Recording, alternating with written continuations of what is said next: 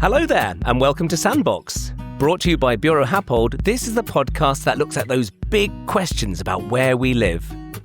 This episode is called Beyond the Game, Energising Community Spaces.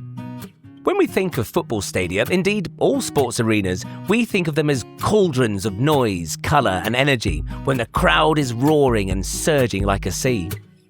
But that is match day, something that only happens maybe twice a week at most. So what happens to these buildings when the final whistle blows and the last supporter leaves through the turnstile? Indeed, what happens during the closed season? Then, these stadia and their surrounding environments are often eerily quiet and desolate. But are we missing a trick here? Much is made of the fact that football clubs are the epicentre of their communities, and you only have to walk through a neighbouring street on match day to see that. But what happens on the other days, and when the season is over? In this episode, we'll be looking at how UK football stadia, indeed any sports arena, can become year-round community assets, not just sports venues.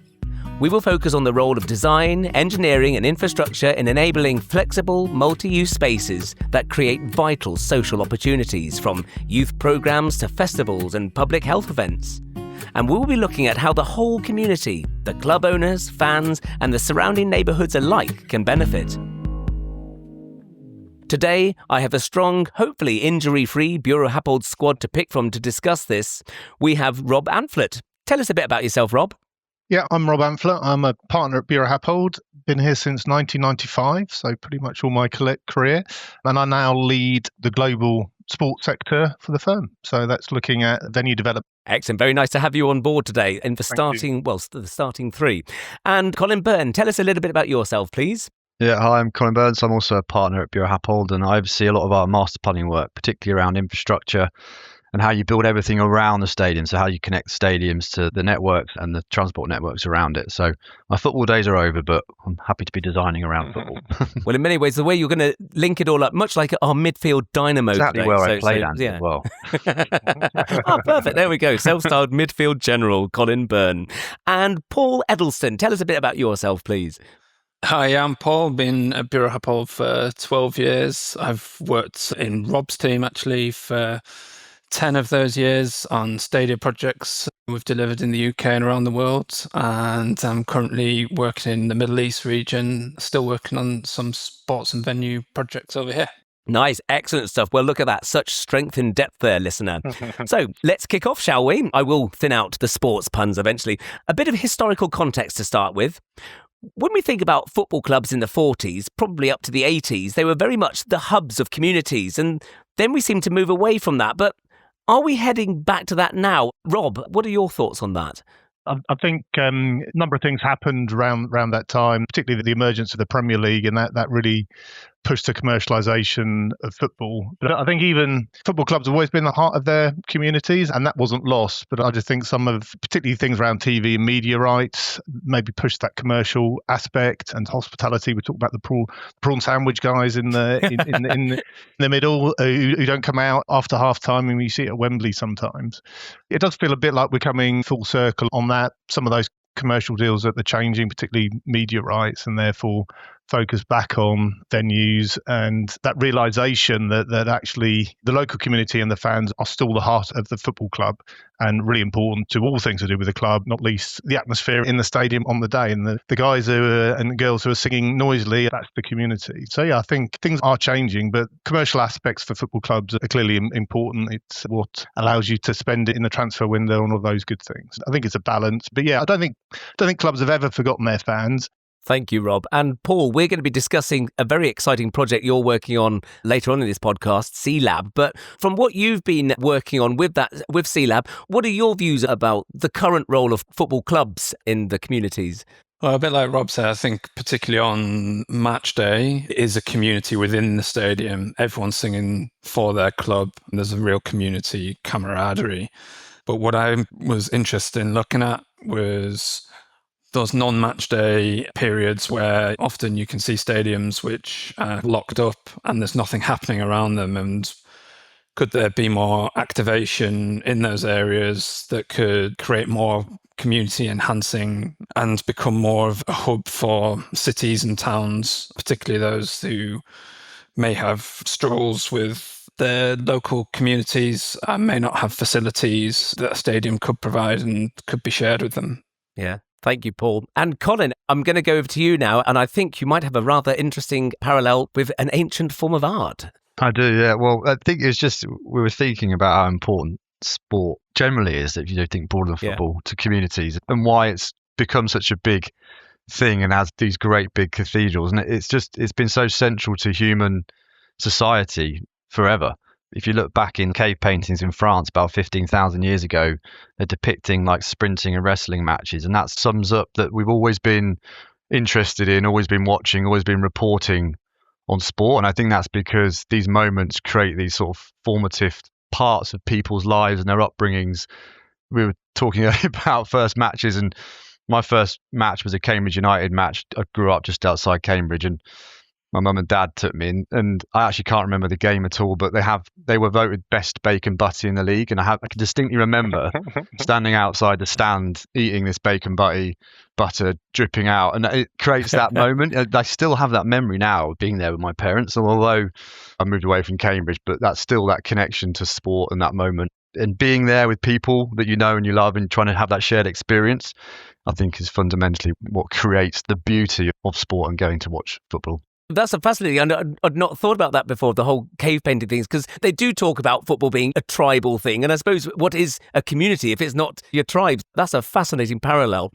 Panel, or squad, as I shall call you today. When we're thinking about our stadium, and this is a two-parter, what kind of additional community uses are we thinking of? What's possible? Also, as a second part then, how can we turn our stadia then into flexible spaces for multiple uses? Let's go to Paul for this one, first of all. Let's kick off with you, Paul. Okay, big question. I think there's sort of things that you could do as small interventions. If you look at a typical stadium, there's a lot of space. When you think about the field of play, maybe that's harder to use. The field of play is sacrosanct. It doesn't want to be damaged in any way, but the stadiums... The grounds is not going to let you on there. Exactly. The areas around under the terracing, there's often spaces where general concourse areas, which on a match day, people would be familiar with being able to go get your food and drink at halftime, go to the toilets.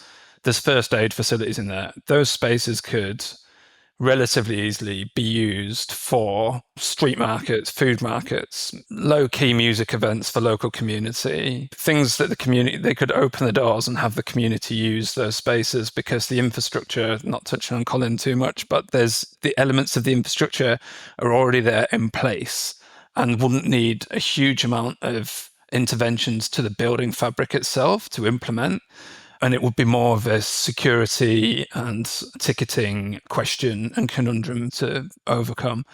Then there's the bigger question of, could you use the terracing itself? Could you have theatre? Obviously, music is a typical one that we've seen implemented more and more in recent years, boxing, other non-specific football or rugby events. Yeah. The hospitality areas could be used as restaurants for non-match day relatively easily, and using those spaces. And of course, we're in the built environment. There's clever things we can do that can make the building develop, change, be flexible to offer up a whole host of other opportunities with various expense if there was a market for it. But I think there's a lot of relatively small interventions that could be done to create more uses than just the match day.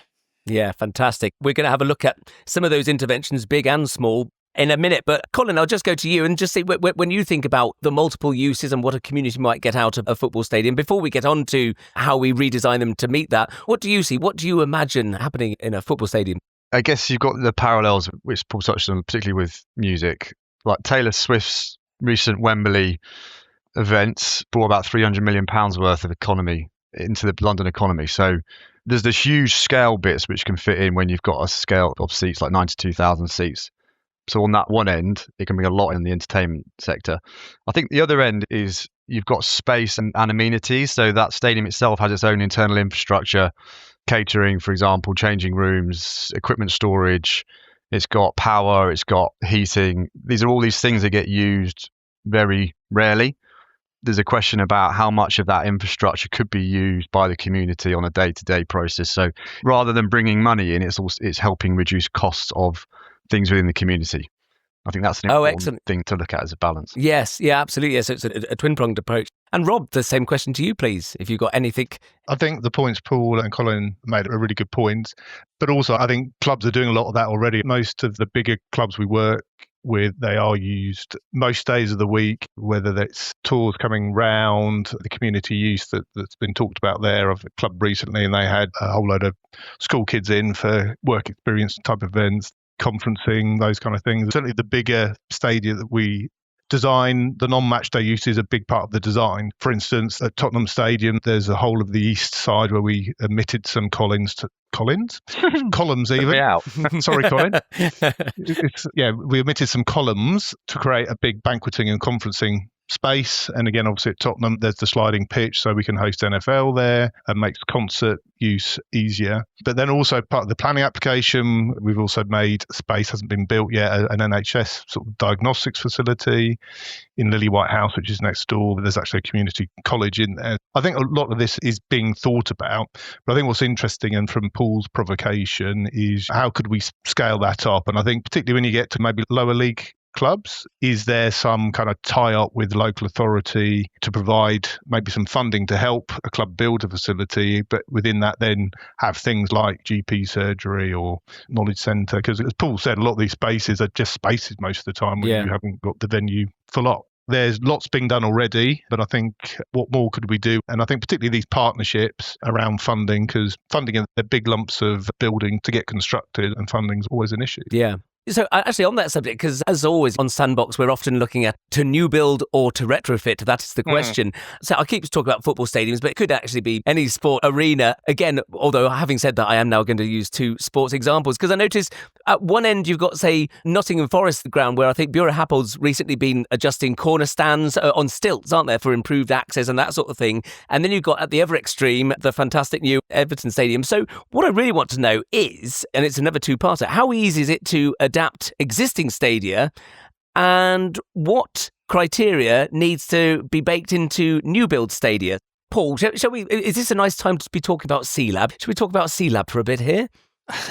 Sure. It's Urban CLab is the program, and it's one that Buro Happold set up a few years ago. And it's an investment into looking at exploration of emergent areas of the built environment. And it offers people like myself who get onto the program an opportunity to consider an area of interest and think a little bit outside the box of our usual day-to-day engineering, and provocate ideas and to take deep dives into the subjects and explore them with external people internally, and ask questions and see where that leads. And my topic was very much aligned with this podcast, and was to do with community-centric stadia through my own sort of experience of work at BH, and also my love of sport and watching sport live. I wanted to do something that was linked to both. Going to your question on, is it easy to retrofit or is it easier to new build? There's benefits to both, and I guess it's dependent on the circumstances. Everyone would be unique, and there's different constraints to consider. We'd often look at seeing the opportunities to retrofit, but sometimes the constraints are too challenging, or the existing fabric of the building isn't of a sufficient quality, or it's at the end of its life that warrants new build as the option. But it doesn't mean an entire new stadium. That could mean maybe just concentrating on one new stand, which is something on a lot of developments where clubs look to invest in one stand as part of a wider redevelopment plan for their stadium, and something that we've done on projects and look at with clients as well as new stadiums. Fantastic. So with CLabs, I'll be honest, this is a very new and exciting concept to me. Is this being practically applied to stadia now, or is it still a conversation that's ongoing? Where are we with CLab? It's a conversation that we are challenged as people on the program to explore and come up with ways in which we can apply it in the built environment and take that to market, take it to clients, pose the questions, provocate, if you like. And it's questions that since I've been on the program have been asked by people internally in Buro Happold on potential leads and bids in the sector, because it's becoming a question that's been asked in the sector about community and about social sustainability of projects. Fantastic. And sorry, Paul, I'm just really fascinated by this. So I'm going to pick on you one last time and then I'll move on. During this process, obviously you're an expert in your field. During these provocations, were there any moments when there was a paradigm shift? You go, oh my goodness, this is possible. I hadn't thought of this being achievable this way before. Has it been quite an exciting journey to be on? It has been exciting because it's going out of the usual comfort zone of the disciplines we work in. It's asking questions, it's thinking outside the box. Sort of the biggest thing is to challenge people, really, and to say, why is it a no? Why is it too hard? Why do we have to stay as business as usual with the way we consider that stadia have to be developed? So I guess maybe not a eureka moment being had during it, but certainly interesting conversations that were had. So I suppose it's fascinating because as well as reconstructing buildings, you're reconstructing mindsets as well, aren't you? Getting people to change the way they think and think, yeah, we could do this. It doesn't have to be about 22 people on a Saturday kicking a ball about. And maybe that's it. And maybe it's, instead of, in the last 25 years, we work with a lot of great architects and we've delivered some great projects for some great clients. And I don't think anyone would argue that now, while you're in the stadium, generally you get an excellent product in terms of the view and the atmosphere that you get in most modern stadia now. And it's whether we can maybe turn around the thought of how we design to be designed for everything but the sport. We've now got the sport nailed. So maybe we can think of the building as the 340 days it's not in use and think of it that way, and the sport will come naturally. That's fascinating. Thank you very much. Now, Colin, I'm going to come on to you in a moment because I want to talk infrastructure in a minute. But first of all, Rob, if I could go to you and just what else would you say when it comes to design? I keep throwing around this phrase modular design, which I learned, and now I'm like a child. I've learned a lovely new word and I want to use it all the time. But can you tell us a bit about that and indeed other approaches that you'd take? Yeah, I mean, the term modular design is really to do with the construction, how you build it. And I think certainly if you look at Everton Stadium, which we built with the contractor Lang O'Rourke, that was a really heavy part of the thinking about how we designed Everton, partly because it was a restricted site. It was right on the Merseyside in a reclaimed dock.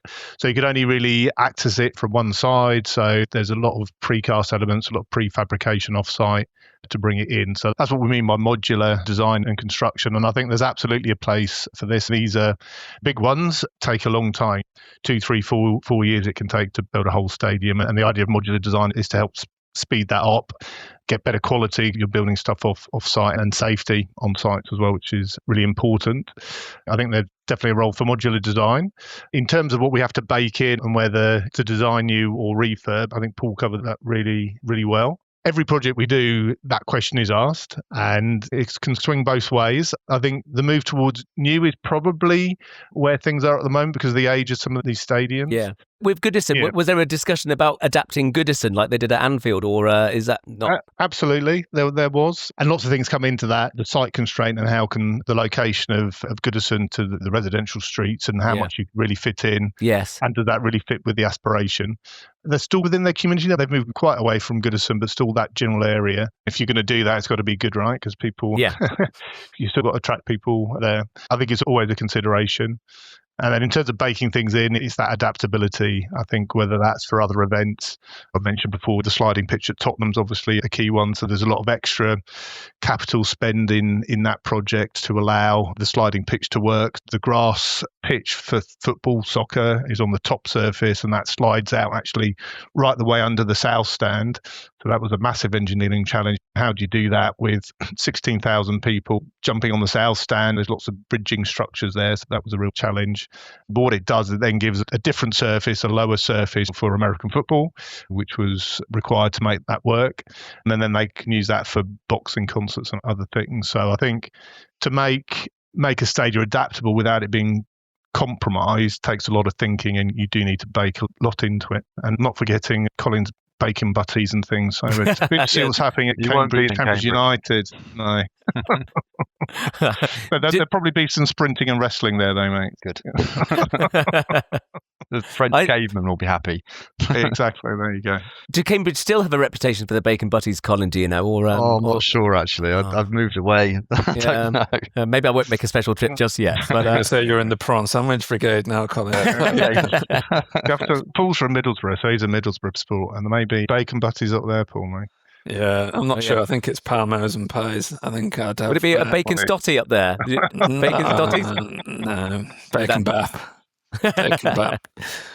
So, Colin, let's talk infrastructure, shall we? Because already on match day, there's an ingenious feat of logistics going on. What would be the implications in terms of how people get there? You know, all those things.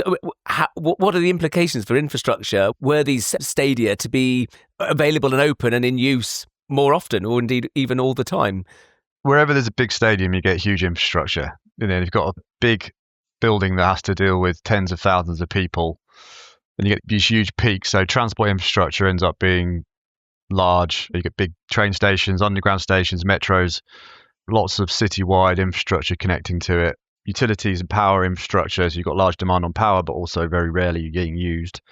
There is an opportunity there that these spaces are incredibly well connected, both from a utility point of view and from a transport network point of view, that you can get people there easily. So the more often that you're doing that, the more efficient that piece of infrastructure becomes, the more often it gets used.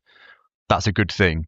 The result of that, you do then get a lot of stadiums create a hub around them. So Wembley's a really good example where once it was built, 8,500 homes have been built in the years preceding that, coming after it. And that is a result of it being really well connected. That part of Brent might not be that well connected if it wasn't for the stadium. Yeah. So it's brought that scale to that area. And you get these huge spaces then created around it. And I think that the complexity is creating a well-designed public realm where you also have to fit 92,000 people occasionally through it. And that has to be done through like quite clever road design, highways design, public space design, creating flexible spaces that can move in and out to let people on match days pass through, but maybe the space becomes a bit more enclosed and human scale. Can I ask, Colin, because I'm always fascinated when you see match day and you see the throngs of people going through. Are you able, for an ignoramus like me, some general principles about how that is achievable? It must be very surreal. Yeah, there you are, sort of having a cup of tea, and then suddenly 40,000 people go past in different coloured scarves. And how does it work, Colin? There is some really clever modelling going on. You get these really cool little computer programs. You see these little dots moving around, which is basically every single person going to a seat. You model where they go and what time they arrive at. What you don't want is every single person arriving from the same point at the same time, because then you get this huge creation of mess of people, essentially. But you're ideally diversifying where people come from. So if you've got transport nodes that are surrounding the stadium, it means you could bring people in from all around it. So therefore, your routes in can be smaller and everything can be a bit more human scale. You also, what's more common now, I mean, Tottenham's a really good example of this, where they haven't just created a stadium for an event. They've created a stadium that you might go to pre-event, post-event, food, drink, entertainment, and that creates revenue for the club, which Rob knows a lot of the stats on this, but it brings a lot more revenue in than a normal stadium would. But also what it means is that you reduce that peak of people coming and going. That's more spread out. It used to be that the whistle would blow, everyone gets up and leaves. Now the whistle blows, people hang around, have a drink. And that's really important, because if you think about the exodus from likes of Wembley, there's big queuing on Olympic Way on a post-event whistle, and the more you can have people hang around, the better. And I think just the good thing about working on these projects, so I worked at Wembley and the area around it for about 10 years, so I now know all these shortcuts for when it's post-match. I know which ways to go to avoid the crowd. So there are some real good benefits to working on these projects. Fantastic. I've got some other questions I'll circle back to, but in a way we're segueing quite nicely into the benefits and indeed impacts on the community and the surrounding environments and neighbourhoods. So my next question to you, panel, is Tottenham Hotspur's new ground. There's a museum and there's going to be a hotel. Rob, did you mention there's a community college there as well? Did somebody say? Yeah, that's right. So then adjacent to the stadium's a building called Lily White House. So in there, it says car park at the ground level. There's a Sainsbury's Superstore. Above that is right at the very top, there's club offices, but sandwiched in the middle is a community college. So yeah. Fantastic. Excellent. So this will all presumably have positive impacts on employment in the area, as well as stadia themselves potentially bringing in multi-purpose benefits to a community. How can stadia help with the regenerating of that surrounding environment? Colin, I am going to go to you first, actually, because you've already touched upon Wembley and how Brent might not necessarily have had that access. Can you talk around that, please, a bit about, maybe from the infrastructure point of view to start with, is that broader benefit to a neighbourhood? If you're looking at an area that's not got particularly good connectivity because of maybe years of it not being residential area, maybe it was industrial and therefore the connection wasn't as good, or it's an area that's just not been well connected through history of the way a city is developed, to create then and bring a lot of residential properties or commercial, you often get these huge infrastructure costs up front. And that might be multiple things. It might be cleaning the ground as a good example. You get a lot of heavily contaminated ground. You get big transport infrastructure costs, big utilities, and that sort of stuff can scare off a housing developer, for example, that might not want to come in and take on that large cost up front. These huge projects help gather momentum, funding around regeneration in an area. Wembley is a good example because it helped upgrade the transport networks in that area. It's always has done because it's been there for a long time, and therefore the connectivity is great for if you want to live there. You've already got a great connection into the centre of town. Good example is the Olympic Park. That the Olympics itself is an amazing scale of project, more than just the stadium itself, but that area was heavily contaminated. There was a huge amount of contamination in the ground. If it wasn't for the Olympics, where would that funding, where would that money have come from to do that and help that area regenerate? They start to help create this critical mass of development that then will attract a lot of other things to come with it. That's really important. Yeah, absolutely. And Paul, I'll go to you next. In terms of benefits to a neighbourhood, be it in terms of economic uplift or infrastructural, what do you see? What's your take on that? I think, like we touched on with Tottenham, if it's in use and there's activities, whether it's the museum, the tours to visit, jumping off the abseil of the roof, all of these things obviously create jobs for the local community. It brings footfall to the area. People will be going to the local shops around when they're coming to the area, so that's all beneficial. I think if there's more activation in the stadium, then there's potential to actually have the community use spaces within the building fabric itself, whether that's healthcare facilities, education, social care. Maybe going back to what Colin was saying about using the heating that's already been provided and the water and supply that's already there.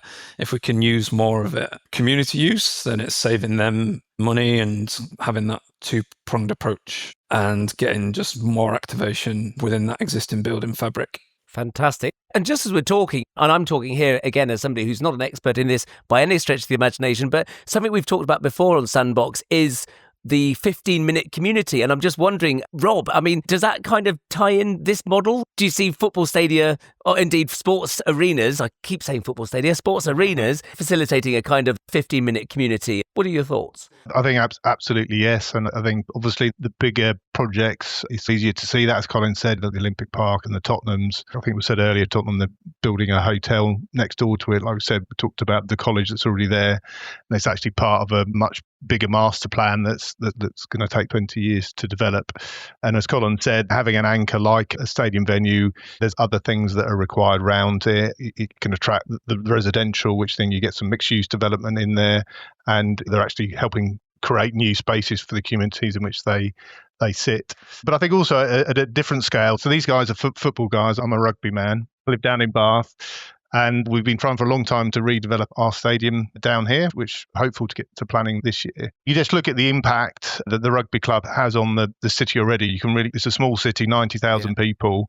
The capacity down at the Rec is 14,500 when the rugby's on, because you can hear it. People come down for the weekend just to watch the rugby, but be in the city as well. So you can really see that and feel that in Bath, but that also applies back to these bigger ones. So you say, hence the hotel at Tottenham, so that people can come and stay out there and do everything that there is on offer at the stadium. So stadia venues and music venues as well are real catalysts for being the heart of a community and really generating, like you say, that 15-minute community, which is those facilities in and around the venue itself. Yeah, excellent. And we've talked about sports arenas as being places where music can also be performed. Beyonce recently played at Tottenham Hotspur Stadium, didn't she? She did, yes.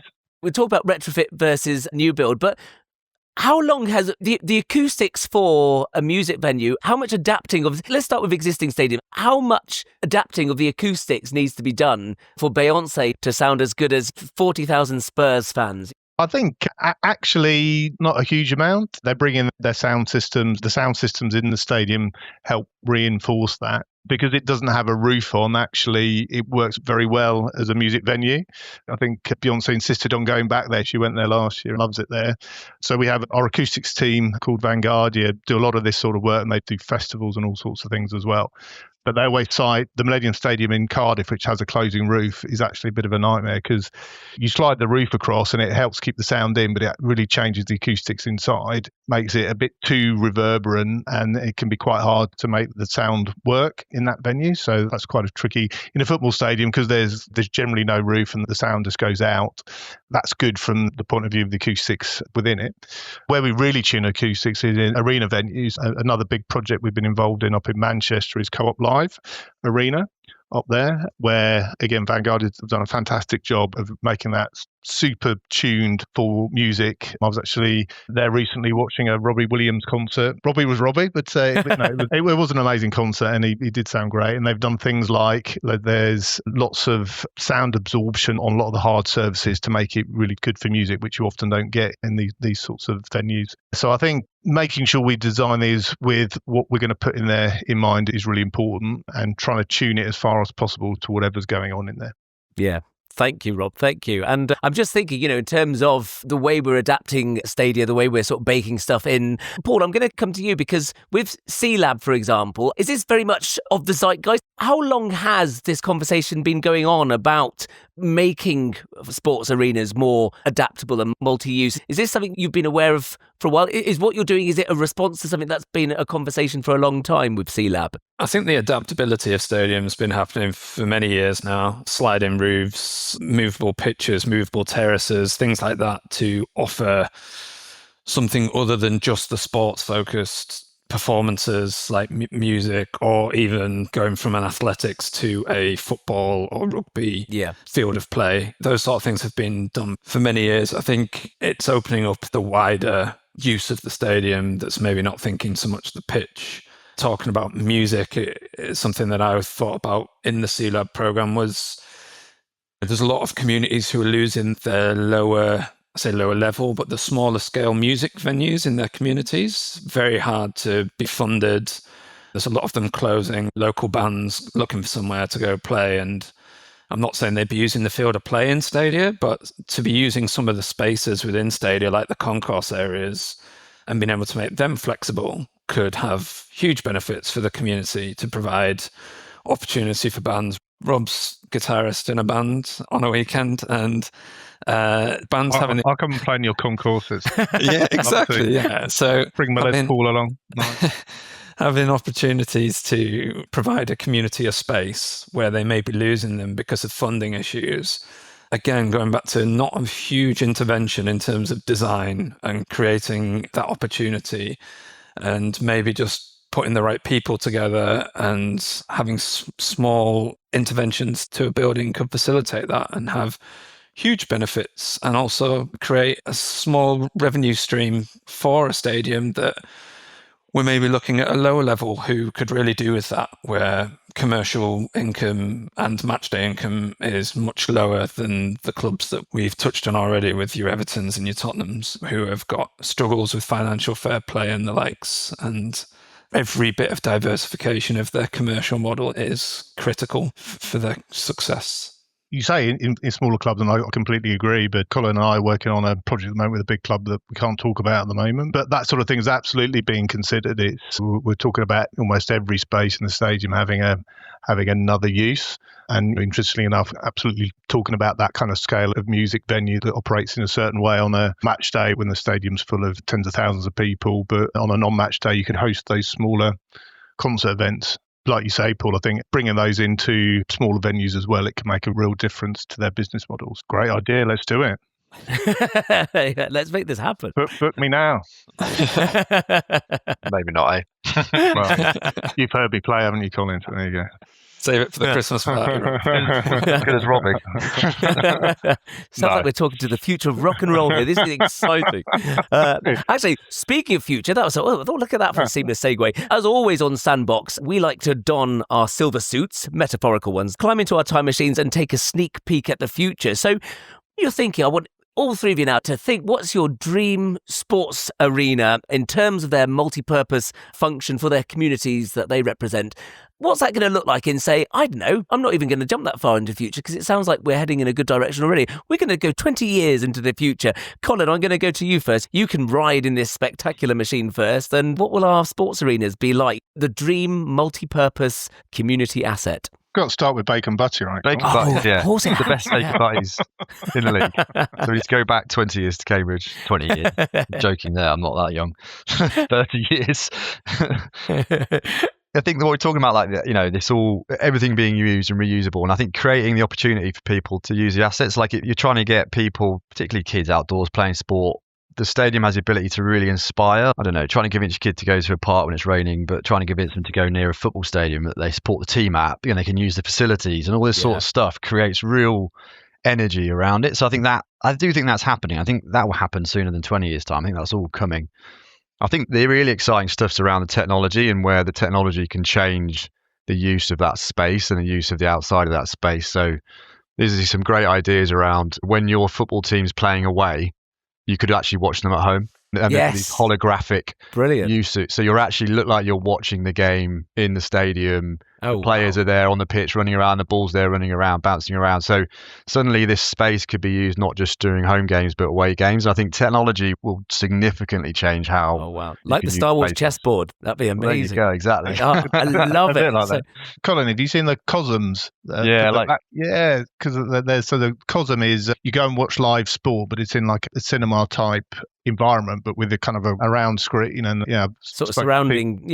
That's amazing. It does feel like you're at the live event, but like you say, if you could incorporate that into your home venue, so you're still sat in your season ticket seat, but you're watching it.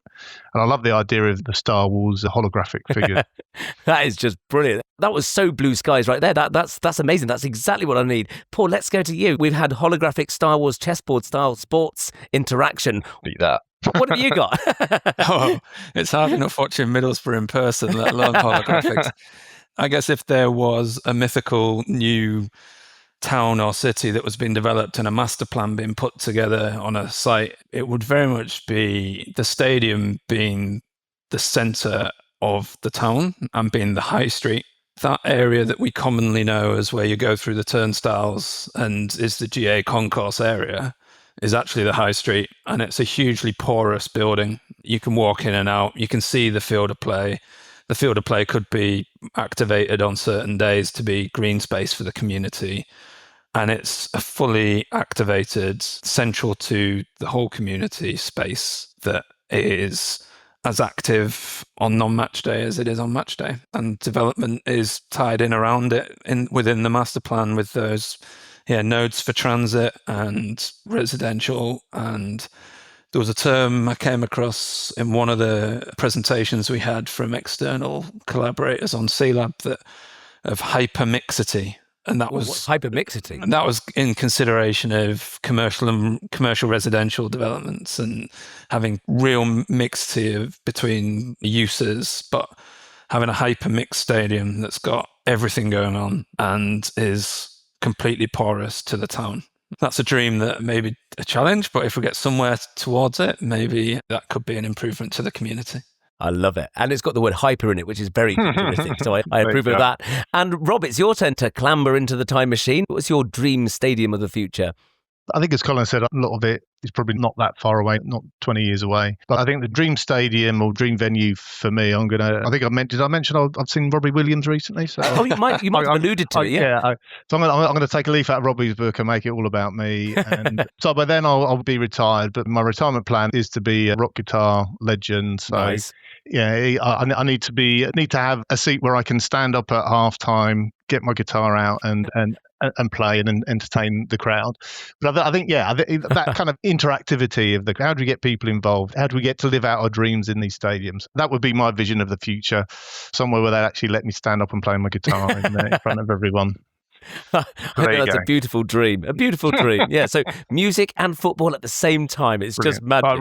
Rugby, Andy. I beg your pardon. Of course, rugby and music at the same time. Yeah, what was I thinking of? So, there we have it. In the 1989 film Field of Dreams, about a chap who built a baseball diamond in his fields, an eerie voice whispered to Kevin Costner, "Build it, and they will come." Well, we've already built Stadia and people do come, but the trick is to get people visiting even on days when not a single football is being kicked, a single over is being bowled, or a single horse is galloping. By rethinking our Stadia through the lens, life through a lens, get a Robbie Williams reference in there again, of flexible design, adaptive engineering and community-focused operations, UK clubs can unlock tremendous value, turning these iconic venues into year-round pillars of local life. And it's also about reconstructing mindsets as well as buildings. And with that, the final whistle is being blown. I would like to thank Buro Happold's front three today, Rob Amphlett, Colin Byrne and Paul Edelson. Excellent performance, chaps, and we didn't have to go to VAR once. Thank God. We could have been here for ages. And we want you to get involved too, dear listener. Don't forget to subscribe to follow the show. You'll find Sandbox in all those usual sources of podcast goodness.